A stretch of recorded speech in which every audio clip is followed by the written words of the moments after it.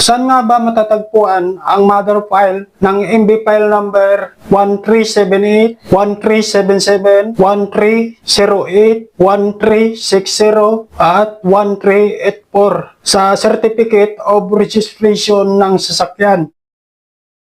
Hello guys, welcome back. May mga katanungan po dyan tungkol po sa mother file ng inyong sasakyan. Ito na po ang kasagutan. Kung ang MB file number ng iyong sasakyan ay 1378, ang mother file niya ay matatagpuan po sa Public Utility Vehicles Registration Extension Center, LTO, PUB, REC, Domestic Road, Barangay 191, Pasay City. Ito po ang contact number nila. Kung mayroon po kayong karagdagang katanungan, pwede po kayong magtanong sa kanila. 0962-8256-158. Para naman po sa 1377, ang mother file niya ay matatagpuan po sa Public Utility Vehicle Registration Center, NMBIC, PUB, RC, Building, LTO Compound, S Avenue, Diliman, Quezon City. Ito po ang contact number nila,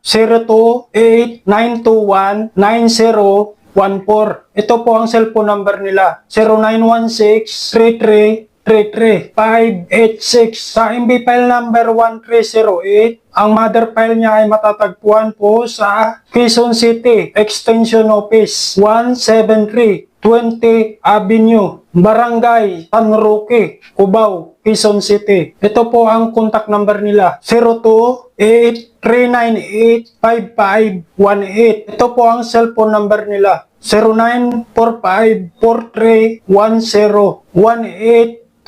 Sa MB file number 1360, ang mother file niya ay matatagpuan po sa Quezon City Licensing Center, QCLC, LTO Main Compound, S Avenue, Barangay Pinyahan, Quezon City. Ito po ang contact number nila, 02-8292-7225. Ito po ang cellphone number nila, 0969-3368-340. Para naman po sa MB file number 1384, ang mother file niya ay matatagpuan po sa San Juan District Office, 1 North Domingo Street, Corner F. Blumentritt Street, San Juan Plaza, Barangay Rivera, San Juan City. Ito po ang contact number nila, 0967-3224-804. Okay guys, kung mayroon po kayong mga karagdag katanungan, mag-iwan na lang po kayo ng message para alam din po ng ibang manonood. Hanggang dito na lang po. Bye-bye!